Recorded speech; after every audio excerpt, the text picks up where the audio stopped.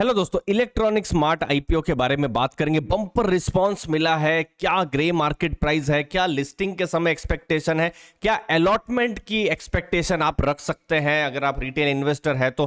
Company के बारे में समझेंगे, इंपॉर्टेंट डेट्स को समझेंगे। तो सबसे पहला जो डेटा मैं लेकर आया हूं वो है सब्सक्रिप्शन का QIB कैटेगरी, जहां पर मोटा पैसा आता है। जो म्यूचुअल फंड्स हैं, इंश्योरेंस कंपनीज हैं, जो FIIs हैं, वो क्या इंटरेस्ट दिखा रहे हैं? 178 टाइम्स उन्होंने यहां पर ओवर सब्सक्राइब, यहां पर वो कैटेगरी हुई है। NII 67 टाइम्स सब्सक्राइब हुई है।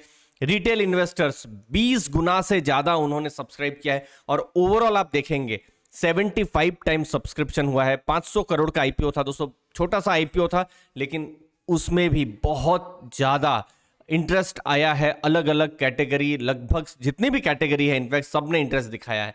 अब एज ए रिटेल इन्वेस्टर आपके क्या अलॉटमेंट के चांसेस है? तो देखिए, जब मैं आपको बताता हूं कि रिटेल निवेशकों ने 20 टाइम्स यहां पर सब्सक्राइब किया है, तो एक चीज समझ में आ जा रही है कि चांसेस बहुत कम होने वाले हैं।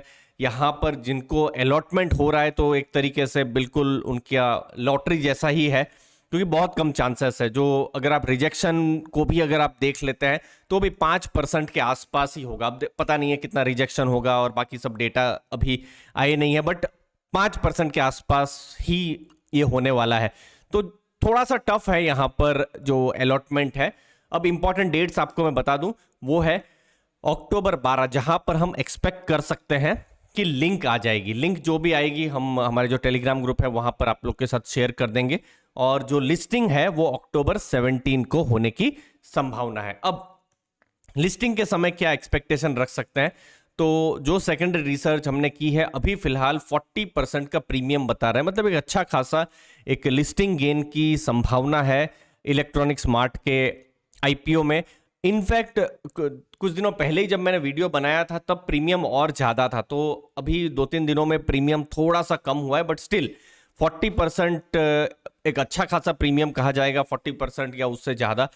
और यहां पर बस एक ही चीज मैं कहना चाहूंगा कि ये जो GMP है ये सब बहुत ही वोलाटाइल होते हैं। ऐसा उनका कोई डैशबोर्ड जैसा नहीं होता है, जैसे स्टॉक का डैशबोर्ड होता है, आप देख सकते हैं क्या शेयर का प्राइस है, कोई डैशबोर्ड नहीं होता है। तो ये जस्ट एक आइडिया देते हैं, जरूरी नहीं है कि यही लिस्टिंग होगी, इससे ऊपर भी हो सकती है, इससे नीचे भी हो सकती है। जैसे हर्षा इंजीनियर्स है जहां पर GMP कुछ 60-70% बोला जा रहा था, लेकिन लिस्टिंग होती है 35% के आसपास में, 35-36% के आसपास में। तो जस्ट ये एक आइडिया देने के लिए, और अभी फिलहाल एक आइडिया हमको मिल रहा है कि लिस्टिंग गेन जो है अभी फिलहाल मिल सकता है। बट अगेन मार्केट है, मार्केट वोलाटाइल होती है, कुछ अनसर्टेनिटी आ जाए तो उसके बारे में बोल नहीं सकते हैं, तो इसीलिए ये चेंज होती रहती है।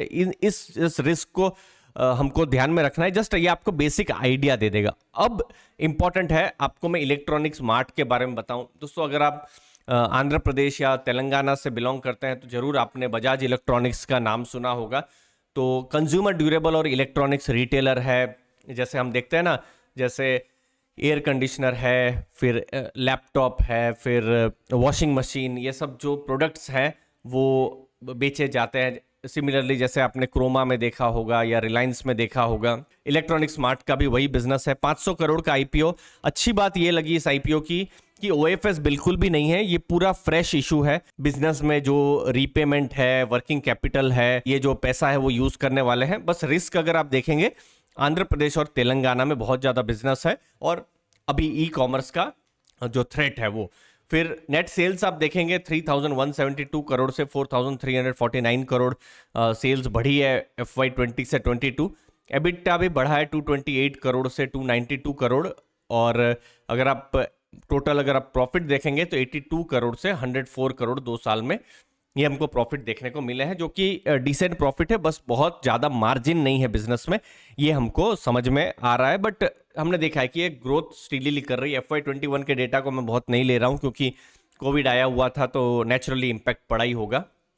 अब ये है वैल्यूएशन, और शायद इसीलिए ही बहुत इंटरेस्ट दिखाया जा रहा है इलेक्ट्रॉनिक स्मार्ट के आईपीओ में, क्योंकि पी रेशियो के हिसाब से ये सस्ता मिल रहा है। जैसे आदित्य विजन है, उनका पी रेशियो 23.7 है, वी मार्ट का 672 है, शॉपर स्टॉप मुझे लगता है लॉस में ही है तो पी है ही नहीं, ट्रेंट का 181 है, एवेन्यू अगेन मतलब बहुत कम कंपनियां ही है। तो ओवरऑल 18.5 का पी रेशियो बहुत ज़्यादा नहीं बोला जाएगा, डिसेंट पी रेशियो है। मार्जिन्स इस बिजनेस में बहुत ज़्यादा नहीं है, बट एबिटा मार्जिन 6.7 है। आदित्य विजन का थोड़ा सा ज़्यादा है। बाद में रिटर्न ऑन इक्विटी आप देखेंगे तो 17.6 है, बाकी आदित्य विजन का थोड़ा सा ज़्यादा हमको देखने को मिला है। But still Avenue Supermart, Shopper Stop, Trent, इन सबसे ज़्यादा इनका रिटर्न ऑन इक्विटी है। तो मुझे लगता है इतना इंटरेस्ट जो इन्वेस्टर्स को है, कुछ चीज़ें बहुत फेवर में काम की है, जैसे ये 500 करोड़ का टोटल फ्रेश इशू है। फिर कंपनी भी अभी धीरे धीरे ग्रोथ कर रही है, ये है। फिर प्राइस अर्निंग रेशियो, क्योंकि आईपीओ जनरली आते हैं तो प्रोमोटर्स अपना स्टेक बेचते हैं, आईपीओ एकदम बुल मार्केट में आते हैं, महंगे वैल्यूएशन में आते हैं, जो हमने देखा था खासकर 2021 में। लेकिन ये आईपीओ वैसा नहीं है, ये यूनिक आईपीओ है, इतना महंगा ये आईपीओ नहीं आ रहा है, जो इंटरेस्टिंग बनाता है। मैंने जो पुराने वीडियो में रिव्यू भी किया था, जहां हमने देखा था कि बहुत सारे म्यूचुअल फंड्स ने भी जो एंकर इन्वेस्टर के हिसाब से पार्टिसिपेट किया था। तो ओवरऑल वेट करते हैं अक्टूबर 12-13 का, जब जो आईपीओ है, आईपीओ की जो अलॉटमेंट की लिंक आएगी आपके साथ हम शेयर भी कर देंगे टेलीग्राम ग्रुप में। फिर किस हिसाब से चीज़ें अगले कुछ दिनों में चेंज होती है, सब कुछ आपके सामने हम शेयर करते रहेंगे। धन्यवाद आपके समय के लिए, थैंक